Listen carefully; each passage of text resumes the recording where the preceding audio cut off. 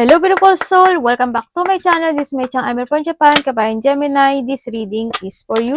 Tingnan natin na iyong January 18 to 24, 2026. Maraming salamat muna sa mga subscriber, new subscriber, cross-watcher, at sa mga bagong pasok dyan. Welcome na welcome kayo sa bahay ni Ate Aimee. Salamat kasi nakataba ng puso ninyo mga comments. At sa mga nagpa-personal reading, marami pong salamat. Kung gusto nyo na energy nyo lang talaga, ang gusto nyo makuha natin, all the details is in description below. Paka-check na lang po. General reading tayo, Gemini, kunin mo lang ang sa'yo at itapon ang hindi naman sa iyo. Maaring vice versa, energy mo, energy ng person mo, energy ng malapit sa puso mo, nangyayari, or mangyayari pala. Use your own intuition, lawakan nyo ang inyong isipan, ano man ang gender mo, ano man ang edad mo. Lagi nyo tatandaan na wala sa baraha ang kapalaran ng tao, nasa inyo pa rin ito.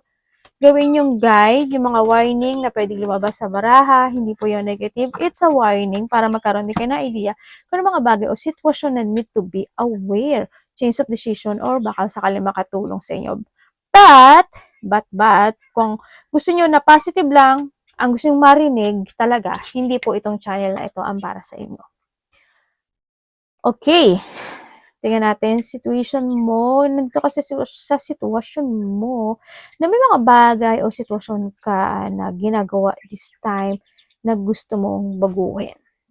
O nandun yung may mga sitwasyon na gagawin mo ang lahat para maganap o mangyari yung sitwasyon na yun, no? Para magkaroon ng magandang kalabasan or mag-success yung sitwasyon na iyon kung saan aspeto ng buhay mo yun. May mga ganong sitwasyon ako na nakikita sa iyo.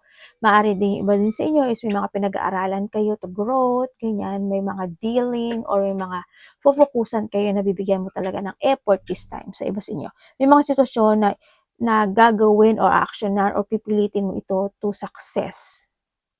Yun na nakikita ko dito. Magsasuccess ba ate? Yes, magsasuccess siya. So nakita ko dito, nandito yung sitwasyon na ikaw ay, ano ba to? Makikita mo yung panimula ng sitwasyon mo sa buhay mo. Yun nakita. Kumbaga, this is a new path.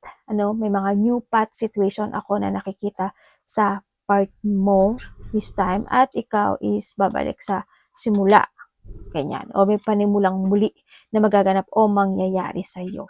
Handin yung sitwasyon na may mga ikaka-excite ka na sitwasyon. Pwede may mga bagong project, may mga bagong action, may mga bagong movement, o may mga mararamdaman kang kasiyahan, no, sa iba sa inyo.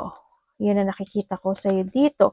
May mga lakad, travel, malayo man o malapit dyan, magkakaroon ng isang malaking desisyon o isang importanteng bagay o isang sitwasyon na pwedeng ito is lalakarin mo o aayusin mo or kung sa aspeto mo, pwede ito is related to ang mga papers and documents or kung may travel ka kasi may departure din ako nakita, pwedeng malayo o malapit ito, no? Yan. Yung iba naman sa inyo is merong isang sitwasyon sa nakaraan o may sitwasyon from the past na pwedeng iyon is yung aayusin mo o yung gagawin mo. Yan. Yun na nakikita ko dito, no? Hindi ko alam in what way kung saan siya. But you will success, no? Ang nakikita ko dito. Magsasuccess itong sitwasyon na ito. There's a reward and success situation. May mga achievement din ako nakikita sa iyo. Congrats kung ano man to. Na maganda siya, oh. But ang nakikita ko rin sa iyo dito is mag-ingat ka pa rin, no, dito sa sitwasyon. May mga tao, maaring bagong tao na maaring nasa paligid mo or maybe this is you na magmamatsyag sa iyo. May pagmamatsyag. Magkakaroon ka rin ng communication with someone na mas mataas sa iyo. Pwedeng magulang mo, basta mataas siya sa iyo. Magkakaroon ka ng connection doon. 6, 7, 10, and 17, and 14. Cancer, Sagittarius, Aries, Scorpio, and Pisces.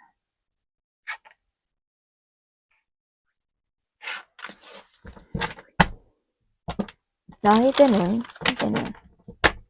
Okay, dito sitwasyon mo is may mga sitwasyon na maaaring magkakaroon ka ng mga feeling emotions or there's a reflection from the past situation sa iba sa inyo, but iba dito is feeling emotion, feeling drain. Pwede rin kasi yung pagod to no? Pwedeng iba dito is napapagod kayo or pagod yung energy nyo, pwedeng ganun. And then, nandito rin yung sitwasyon na pwede rin siya na meron kang marireceive na information or communication with someone na medyo may konting problema o mga pinagdadaanan, sitwasyon, pwedeng gano'n. No? May magsisimula sa buhay mo or may transformation happen into your life this time sa nakikita ko sa'yo dito. And then, na nakikita ko rin dito, may mga doubt. Ako na nakikita, may mga doubt situation ka daw na pagdadaanan, Gemini, or may mga worrying situation sa iba sa inyo. Sa iba naman sa inyo, may mga pag-aalinlangan o mga negative thinking maybe sa iba or nahanduan nyo unclarity sa iba. Pwede rin na may mga nalilitong sitwasyon, ganyan, sa iba sa inyo. Ako nakikita sa iyo. And then, mag-ingat ka na lang, no? Andito rin kasi yung sitwasyon na maaring may mga tukso ako na nakikita sa iyo na wag ka na lang maging impulsive, no? But you need to trust to your intuition this time sa nakita ko sa iyo dito. May mga tao na hindi pwedeng pagkatiwalaan. May mga tao na pangliling lang, mangliling lang, o liling lang. Pwedeng ikaw ito or someone yan, may pangliling lang. Ako nakikita dito. And then also is, sana hindi lahat, ano? Pero may pandaraya eh. Sana hindi ikaw. Sabi kanina. Sana hindi ikaw. Basta may pandaraya. There's a cheating situation. Ako na nakikita sa iyo. Kung saan aspeto ng buhay mo yan, basta makiramdam ka, no, Gemini yan. Sana, wag lang ikaw ito, no, sa nakita ko dito. May mga biglaang magaganap o mangyayari. Ano lang naman to, siguro, when it comes dito, it's more, kung sa titingnan ko sa'yo, siguro thinking of negativity to sa'yo. No? But sa iba, hoping hindi ikaw, no, or walang mangyari. Yan, ang nakita ko dito, may mga biglaang magaganap, may mga dangerous situation, may mga accident sa iba, hoping wala. Yan, or may mga warning lang naman yon. And siyempre, iba dito is yung mga hospitalization, doctor, confine, or surgery. Ako nakikita dito. Or pwede rin na may mga unfinished business. Pwedeng ganun, ano, sa iba sa inyo. O kaya pwede naman na makaka-receive ka lang ng information na related doon sa sitwasyon na yon. Pwedeng ganun. And also is pagbabalik also ng sigla ng iyong confidence this time, nahandun ka sa point na yon at may new beginning na magaganap sa buhay mo. Transformation and new beginning. But you need to be aware din, kasi sabi ko nga tulad kanina sa mga tao na bagong makikilala mo. Kasi nandito rin kasi mga pagmamatsyag or nahandun din yung mga tao na hindi magiging totoo sa iyo. Yan. Mga sneaky person. May tao na makasarili. Sakin? Makasarili? May tao na kasuspect siya. Ingat ka sa mga situation, baka may mga decision making ka na magawa na na mali. Ingat ka na lang, basta mag-trust ka lang sa intuition mo. Tsaka ingat ka rin sa may sinasabi dito na meron kang kung ano yung trabaho mo in the past, you will harvest it. Sabing ganun. May mga sitwasyon na harvesting situation, ako nakikita. Siguro may i-harvest ka this time, pwedeng ganun. Or sa iba sa inyo, mag-iigay sa matatalim na bagay, matutulis na bagay, kung ano man yan, baka masugatan kayo or someone, masugatan, pwedeng ganun. Mag-ingat kayo dyan. Tingnan natin na iyong energy.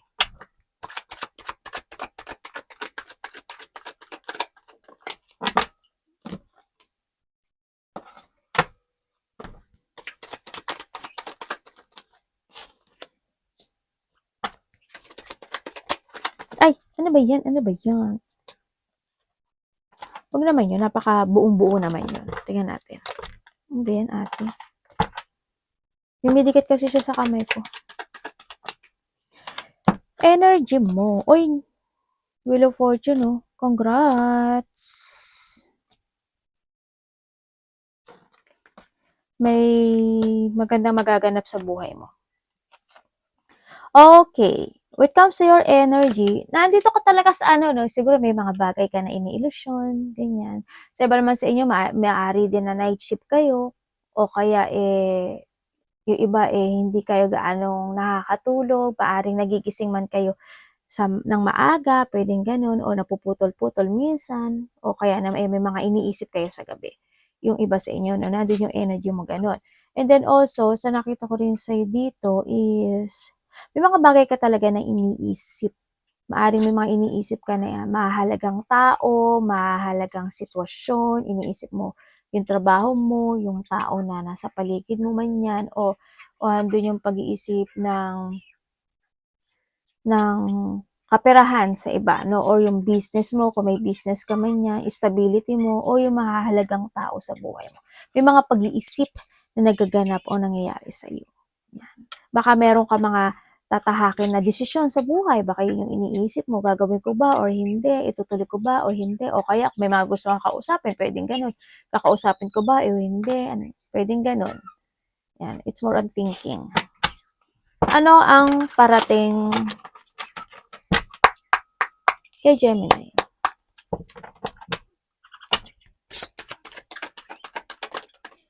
Parating. Magkakaroon ka ng connection sa isang lalaki. Communication sa isang lalaki. Pwedeng ikaw ito sa kanya, pwedeng ito siya sa iyo. Pero ang nakikita ko dito sa iba sa inyo is may pagsisinungaling. Sana hindi ikaw. Parating.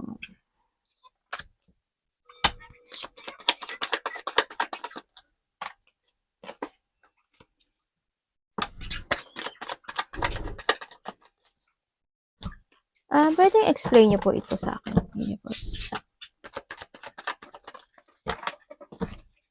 Okay. Thank you. Okay, parating sa iyo.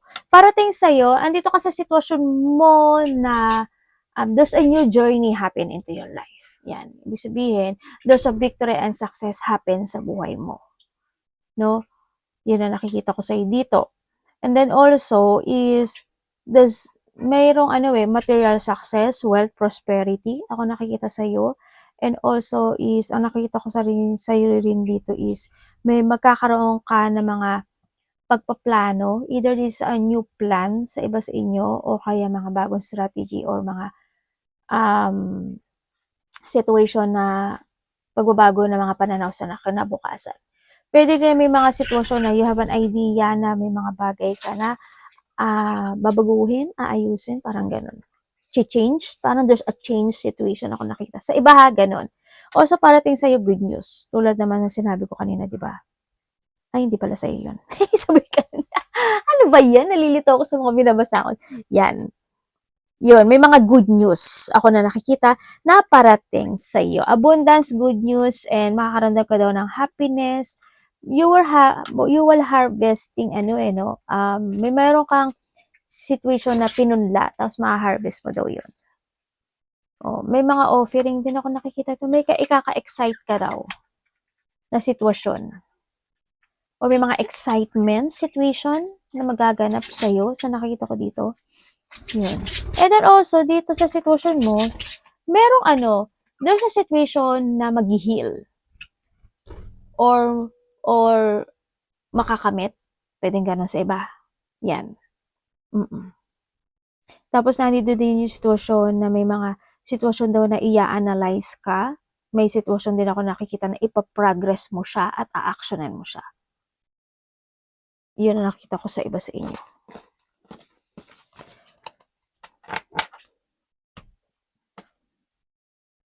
May tao na naghihintay sa'yo.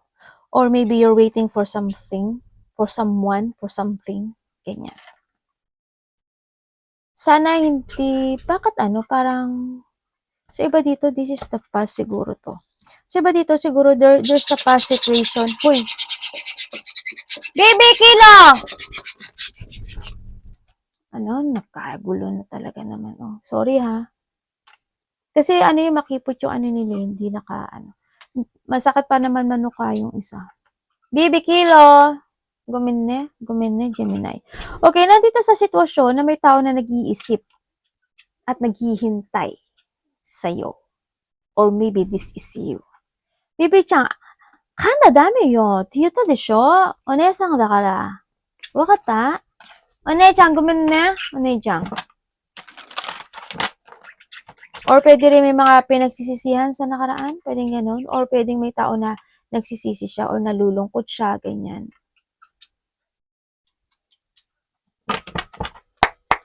Tingnan natin ang dapat iwasan ni Gemini.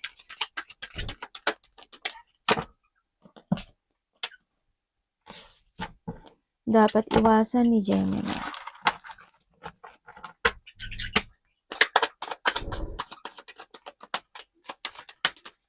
Ayun. Lumabas na nga. Okay, may travel kayo? Or thinking about traveling? May nag-awakening. Ay, may bagong simula sa buhay mo. Bigla ang magaganap o mangyayari.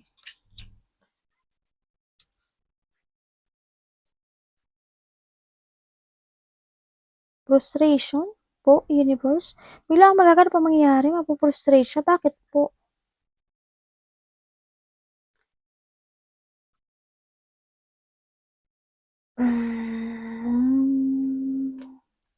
Makakaramdam ka raw na parang may painful situation sa buhay mo. Or frustration yun. Yun ang nakikita ko dito. May magtatapos sa buhay mo. Ay ko na nga, tuloy yung kilikili ko eh. Okay, dapat mong iwasan. Dapat mong iwasan, okay, yung mapanghinaan ka ng loob, Iwasan mo mapanghinaan ka ng loob, ang nakikita ko dito, o yung mga tao na kung may mga samaan ng loob, ganyan, iwasan mo maghigante, or sila, kung ganun ang thinking nila, hayaan mo silang sila, kasi pabalik naman yun sa kanila. Iwasan mo, syempre, yung mamanipulate ka ng sitwasyon, o magpamanipulate ka, and then also, yung mga tao na controlling, or mag-control ka ng tao, mga abuso, ganyan, o taong magpa-abuso, huwag kang iwasan mo yun. Ang nakikita ko rin sa'yo dito. And then, syempre, yung hindi ka makapag-focus, no? At saka maging maiksi yung pasensya mo. Habaan mo pa. Habaan mo pa, no? O kaya, hindi yung point na may mga bagay kasi na kailangan muna ng clarity, no? Ang sinasabi rin dito. Yan, iwasan mo yung maging dishonest ka or yung mga taong dishonest sa'yo. Yan, yung mga taong unfair, umiwas ka doon, or kung ikaw ito, huwag mong gawin yun, ganyan. Kung may mga pangako na nangangako, tapos hindi mapapako, siguro minusan mo sila, no? O kaya kung ikaw naman ito, syempre, kailangan mo rin to pa rin yung pangako mo, di ba? Mahirap din kasi magkaroon ng mga connection na ganun. And then, syempre, huwag kang papasok sa mga kahit na iwit ka sa pangako kasi kahit sa sarili mo, halimbawa, pangako mo sarili mo, mag-iipon ka na ng pera, tapos hindi mo naman nagagawa. O kaya, yung mangangako ka sa iba, tapos hindi mo naman kaya, yung mga ganon.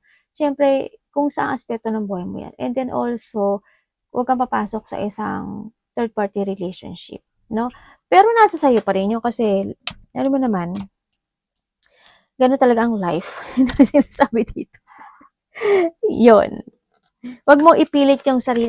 Wag ka makipagkompetensya sa isang sitwasyon na hindi magiging maganda. Ganyan. Love, kapatid, anak, magulang, karelasyon, kaibigan. Siyempre, yung mga tao na, ano ba to? Cold, yan. Or being a cold. O yung mga taong cold sa'yo. Okay. E di sana ma-praiser ka mo kayo. Mga ganun. Tingnan natin ang love. Kamusta po ang love ni Gemini? Kapatid, anak, magulang, karelasyon, kaibigan, pamilya. Gemini in love. Tingnan natin. Ang laki kasi ng baraha. Tama. Gemini in love.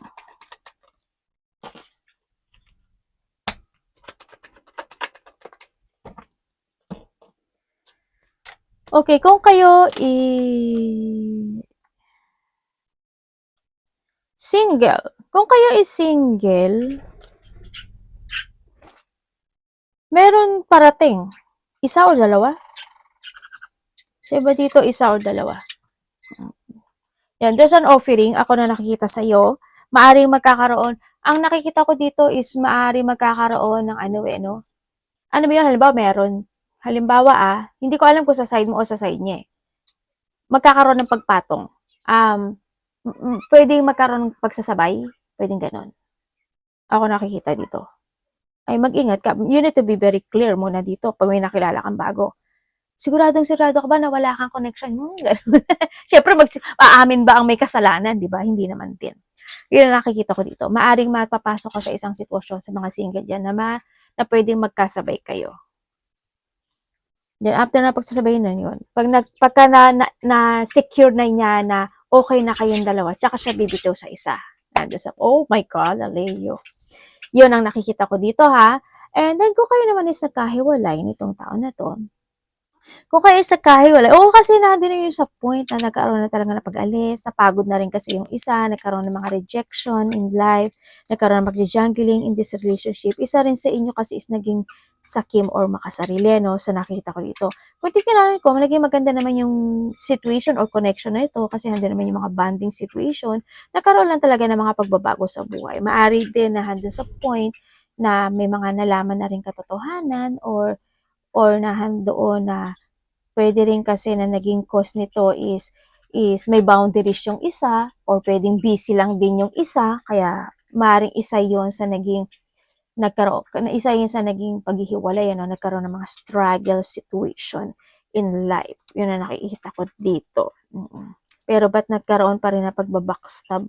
Sa nakita ko, masyado naging emotional. Tahimik lang din yung isa, no? Tahimik yung isa na naging emotional siya, isa sa inyo. And then, syempre, hindi naman mawawala agad yan maalala talaga yung nakaraan. Ano? Isa sa inyo is still remembering the past relationship or tong relationship na to nung sinakita ko dito. Kung kayo naman is in relationship, okay naman yung relationship nyo, pareho kayo na nagpuput ng effort in this relationship, na doon na naman yung pagiging patient ng isa sa inyo, no? Yun nga lang siguro may mga point or time na nagkakaroon ng mga dissatisfaction dito sa relationship. Pwede rin kasi na minsan hindi in a good term, ganyan. Minsan siguro nagkakaroon ng conflict sometimes. Hindi naman maalis din yun sa relationship. Diba? Nagkakaroon ng mga jangling situation. But still naman, kahit papaano, nandun pa rin naman yung pagkakausap or pag-uusap, no? Sa nakikita ko dito, nandun pa rin yung value ng bawat isa sa nakikita ko sa'yo dito. Actually, isa tahimik lang din talaga, ano. Yun, ang nakikita ko dito. Andun lang yung may mga doubt lang, ako nakikita. Or maybe sa iba sa inyo, kung wala tong third party, nandun lang, doubt lang. Parang nagda-doubt lang din yung isa sa inyo. Yun ang nakikita ko dito. No, and then also, yun nga, baka bisi-bisihan or yung isa is struggle kasi hindi maalis yung struggle no? Pero kung may third party dito, sa nakita ko dito, hoping wag naman kasi may pagbabackstab ako nakikita. May sikreto ang isa sa inyo or may lihim. Pareho lang naman yun ate. Oo yun, may nililihim ang isa sa inyo. Yun na nakikita ko. Sa mga may third party ha, sa mga wala naman. Di sana, wag naman. Yun na nakikita ko dito. Sana hindi magkaroon ng hindi sa mga magkarelasyon hindi ko alam kung long distance ba kayo, LDR ba kayo, or sana hindi kayo dumating sa point na mapagod ang isa at humiwalay ang isa. Sana wag naman. I-cross finger nyo yan. Pero may pagbabago magaganap daw sa inyo. Sa relationship.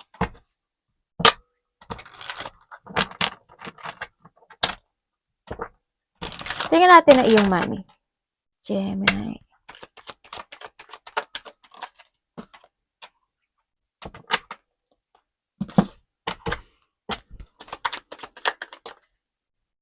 Money. Ganun.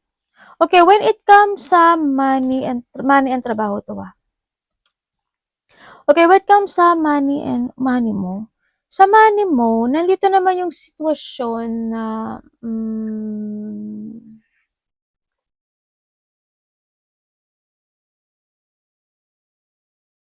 may hindi pa natatapos na sitwasyon sa buhay mo pagdating sa pera. Hindi ko alam, may utang ka ba? Meron ka bang babayaran? Meron ka pang pagbibigyan ng pera? Pwedeng ganun? Or may tutulungan ka ba? Yun ang nakikita ko dito sa'yo. Yun. Pwede may mga hindi pa natatapos na isang sitwasyon na connected ang pera. Pwedeng ganun. May mga need to fix pa sa iba sa inyo. Sa money mo naman, ang sinasabi lang dito, kailangan mo daw mag-action, no?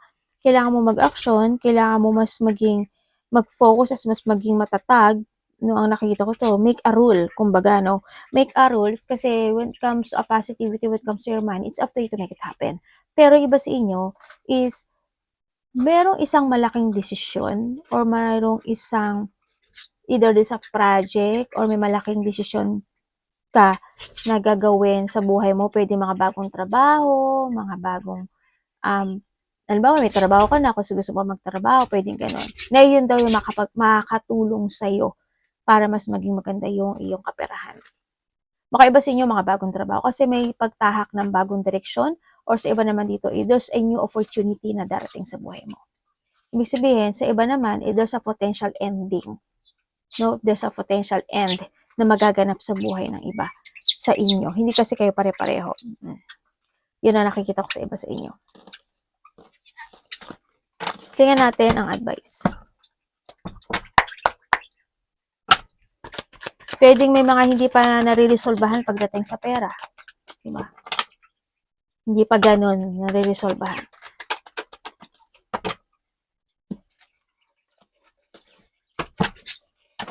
Ano na naman yung kalat na yan? Yung ano ko kasi basurera yan eh. Yung puti, basurera talaga siya. O, yung ganyan ano mo. Okay, sa iyo, ang ganda, may completion ka, may mangyari sa yung completion. Okay, when it comes sa advice, ang sinasabi dito is, huwag ka daw madi-disconnect sa mga bagay o sitwasyon na kailangan i-recover, i-fix, ganyan. Kailangan mo rin daw maghigpit, kung saan aspirto ng buhay mo yan, maghigpit ka para maging success sa buhay. Ang sinasabi rin dito, start a new beginning into your life, finish the unfinished. Ang sinasabi rin, may mga sitwasyon na kailangan na talang i-let go or need to revert ang sinasabi dito. And then, kung may mga bagay na ayusin, iayos. Alam mo, may mga go-open sa yun na door. Gemini. May mga open door ako nakikita sa iyo. May paglipat hindi ko alam in what way, but may paglipat. Lilipat ka ba ng bahay, ng lugar, ng trabaho, ng kung ano man yan, ng relasyon, o may ililipat ka. Basta may paglipat ako na nakikita sa'yo. Diba sa inyo may be thinking about traveling? Or magkakaroon ka pa siya to travel. Yun. And then, syempre, harmony, Harmony. Harmony is needed. Kailangan din, always think positive. Ang sinasabi rin dito, tsaka, kung may mga need to recover it.